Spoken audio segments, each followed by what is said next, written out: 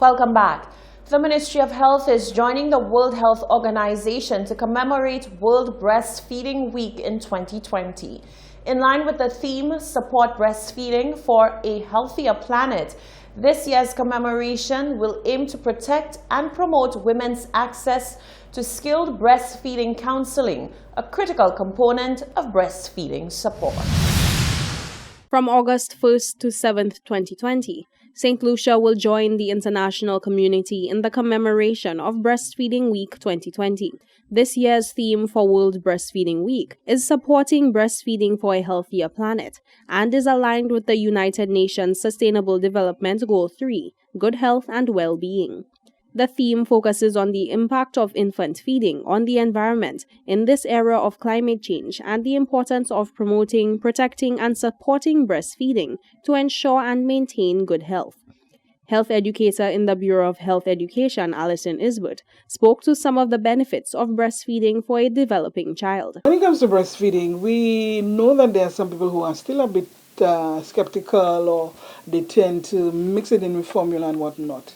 But the benefits that you get from breastfeeding cannot be put down at all. So when you look at temperature, you look at nutritional content, you look at consistency, and also the fact that it helps with the prevention of infections from germs and like bacteria and viruses, and also air infection. So a parent or a mother rather who would breastfeed her child for 6 months exclusively, that child is in a better state of health for having been breastfed that way. Breastfeeding has also been known to have health benefits for the mother. The World Health Organization reports that mothers who breastfeed have lower rates of breast cancer, ovarian cancer, type 2 diabetes, and high blood pressure.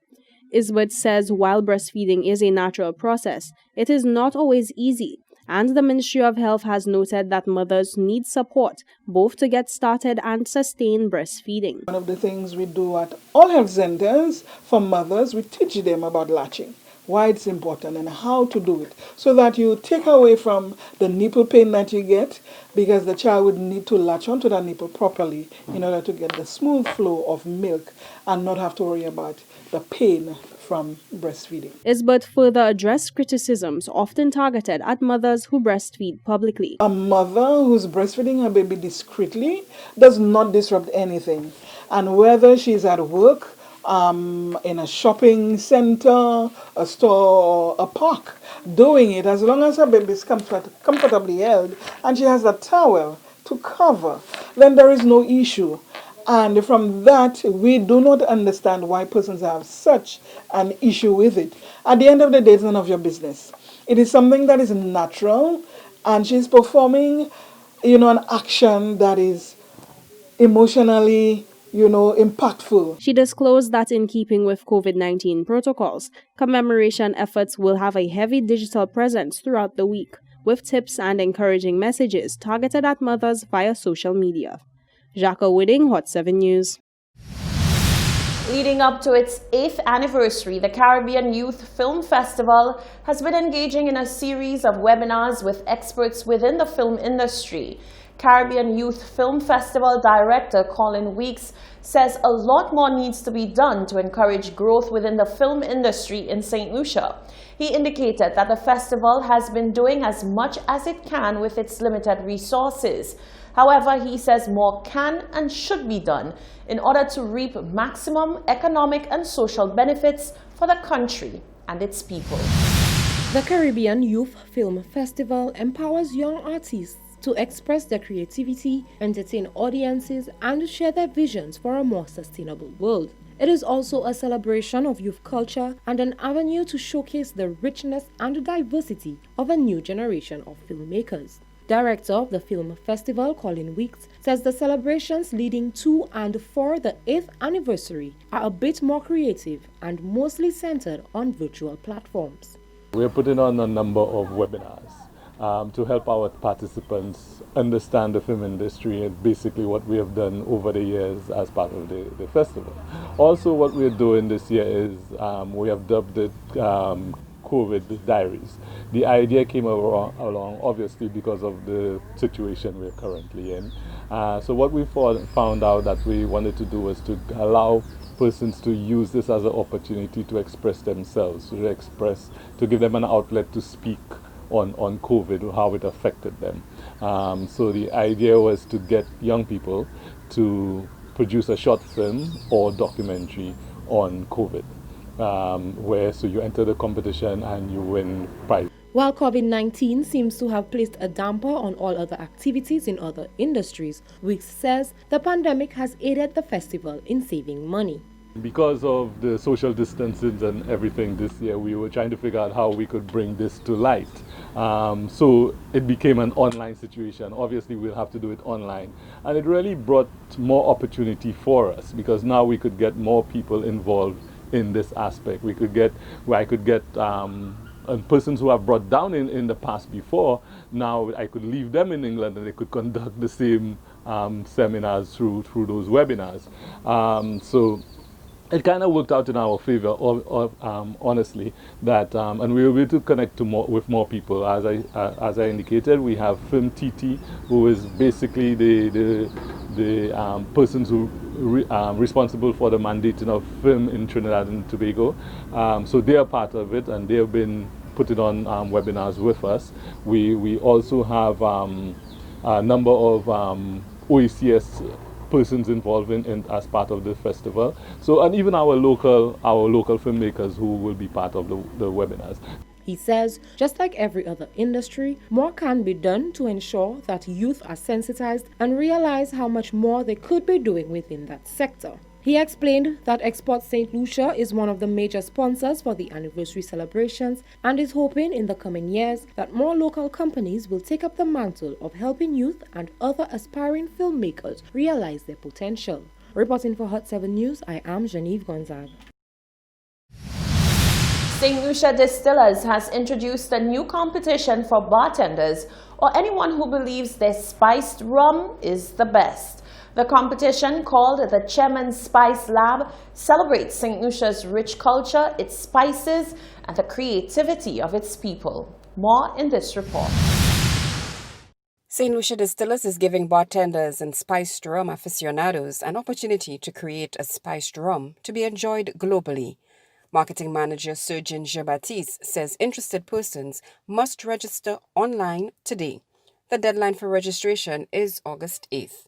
You can log on to the Chairman's Reserve website, and when you log on to the website, there is a place where you will see Chairman's Spice Lab. Click on that, and then you basically upload your name, your recipe for your own local spice rum, as well as why you decided to choose those particular ingredients in your spice rum to create the final product.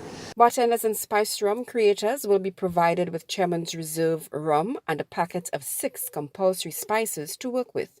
And where the creativity comes into play is that each of them will now have 3 additional slots where they add their own 3 spices to the 6 compulsory to be able to create their own signature spice rum. The persons chosen to participate in the Chairman's Spice Lab competition will be notified on August 21st and will have 4 weeks to create their magic. And then at the ending of that month, then we move into phase 3 of the competition, where that same committee that was put in place for the selection online will then do the tasting round. A similar competition is taking place globally with bartenders from the UK, France, Italy, Belgium, Germany, Netherlands, Greece, China, and the United States also competing. 2 winners will be chosen from the international competitions to join the St. Lucia Spice Rum Champion, and in November, they will work with the research and development team at St. Lucia Distillers in blending their very own Chairman's Reserve Spice Rum.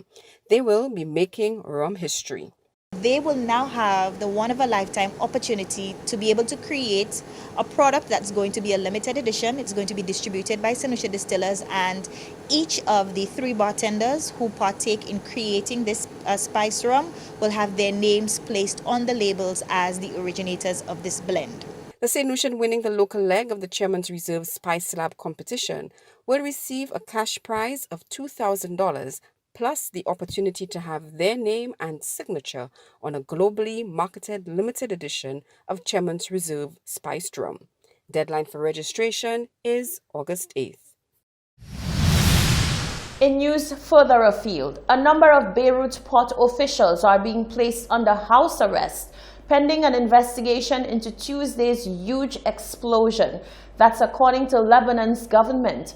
The blast killed at least 135 people and injured more than 4,000 others.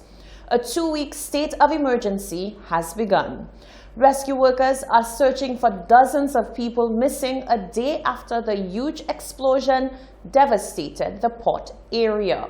Lebanon's Prime Minister has warned that those responsible will be held accountable.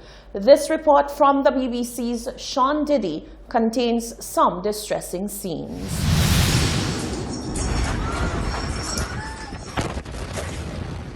It was a catastrophic explosion. What? The blast was heard 150 miles away. Another view from moments earlier shows a fire in Beirut port.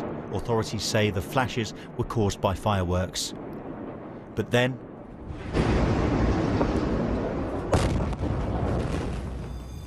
as the sound of the explosion rang out across the city, windows smashed and buildings were destroyed. From the streets, Beirut could only watch as the carnage unfolded. We were at home. We heard what sounded like fireworks. We thought it was a container in the port that was on fire. A few seconds later, we were flying through the air. Already heavily stretched by the COVID crisis, Beirut's hospitals were overwhelmed by casualties in need of urgent treatment. We have at least 300 wounded in the hospital right now. We have 6 operating suites that are still operating right now, and this keeps filling up by another group that needs attention. We have about 4 to 5 in intensive care. We have 3 that arrived dead. Every one of our crew, doctors and nurses are operating. Even administration, everyone is working. We have a lot of damage, as you can see. All the ceilings have collapsed at the entrance, and the glass windows of patients' rooms. As embattled medics struggled to help the injured, distraught locals sought to find lost relatives. He's 29 years old. From 7 o'clock in the evening, we've been all over every hospital in Beirut, and we are now waiting for the names to come out, and nothing has come out. We don't know if he's dead or alive. We just don't know. The international community has offered its help to a city in turmoil. Boris Johnson tweeted, "The UK is ready to provide support in any way we can, including to those British nationals affected." Lebanon's president has announced 3 days mourning and promised to release 100 billion lira or £50.5 million of emergency funds. Officials say highly explosive materials, believed to be ammonium nitrate, stored in a warehouse for up to 6 years, caused the explosion. They say they're investigating what ignited it. In the meantime, authorities say those responsible will face the maximum possible punishment. Sean Dilley, BBC News. This is the Hot 7 TV Nightly News. Sports and weather are coming up after the break.